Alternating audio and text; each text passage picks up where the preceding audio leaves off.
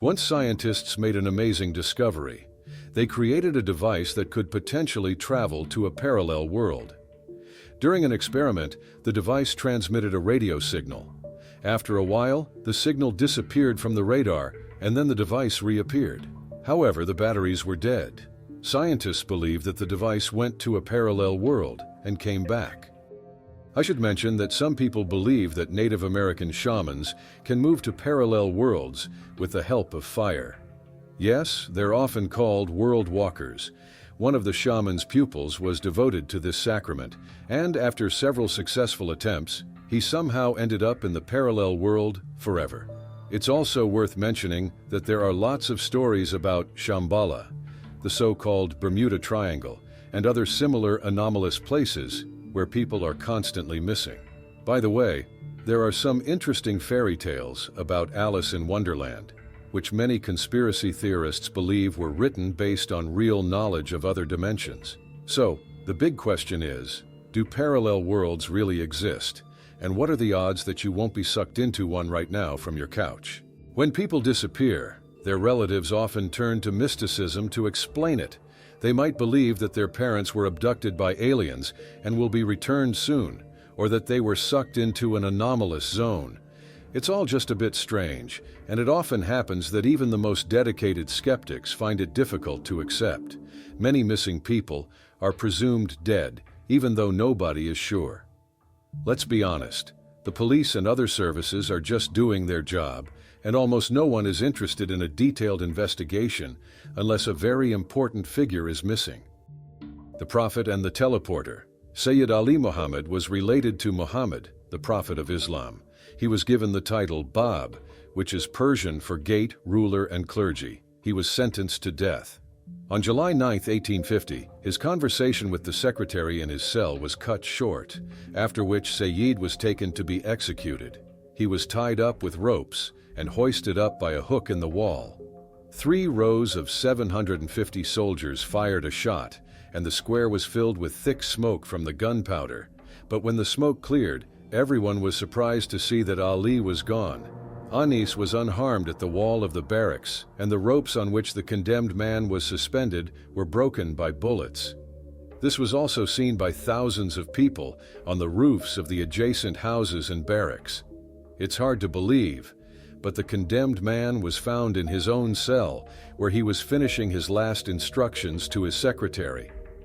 To those who found him, he said, "Now I'm done talking, you can do what you want." I think this traveling through space is a perfect example of teleportation, but why not? The story doesn't end there. The military decided to repeat the execution, and at the very moment the shots were fired, a great hurricane with a sandstorm suddenly appeared, blocking out the light and, as legend has it, blinding people's eyes. Kibris, the ancient name of Iran, was plunged into darkness. Source: Nabil and Azan, Heralds of Dawn, Volume 2. Friends, I found this interesting material recently on the internet.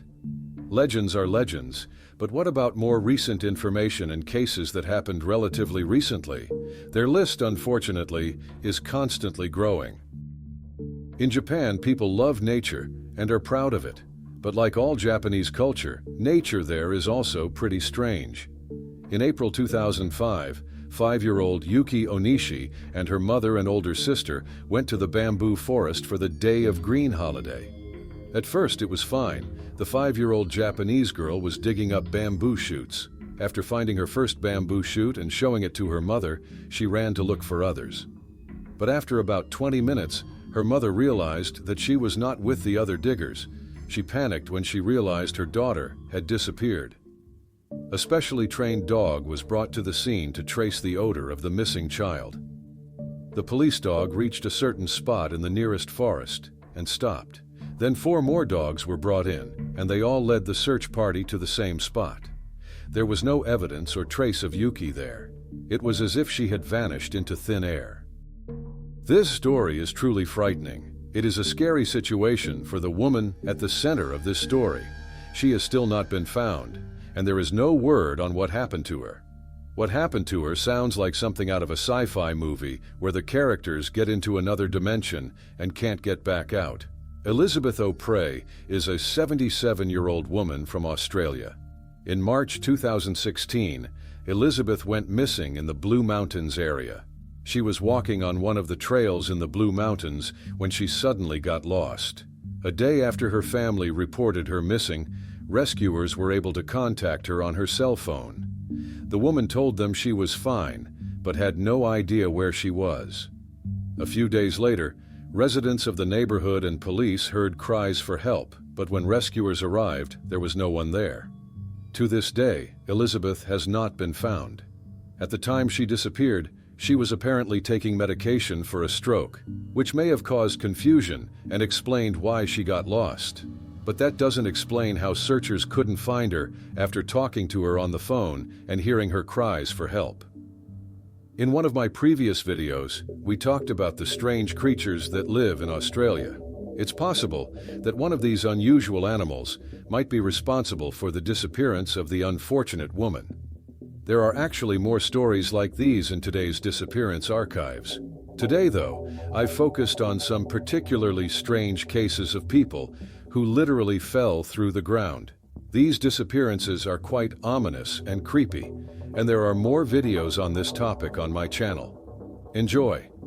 We wrap up today's selection with the case of Jim Sullivan, a 35-year-old musician who went missing in 1975 while traveling. Jim has always had a passion for the open road. He set out on his journey alone, leaving his wife and son in Los Angeles. He drove to Nashville in his Volkswagen Beetle. It's also been reported that he checked into the La Mesa Motel in Santa Rosa, New Mexico. However, he didn't even spend the night there. The next morning, he was spotted at a ranch nearly 30 miles from the motel. People saw him walking away from his car, which had his guitar, money, and all his personal belongings in it. Sullivan disappeared without a trace, leaving all his possessions in the car. As a side note, in 1969, he released an album called UFO, which led all the conspiracy theorists to believe that he had been abducted by aliens. What do you think could have happened to all those people? Please share your thoughts in the comments. Do you believe in the paranormal, or do you think these cases are simply ordinary? Don't forget to like this video and subscribe to the channel. We'll see you in the next one.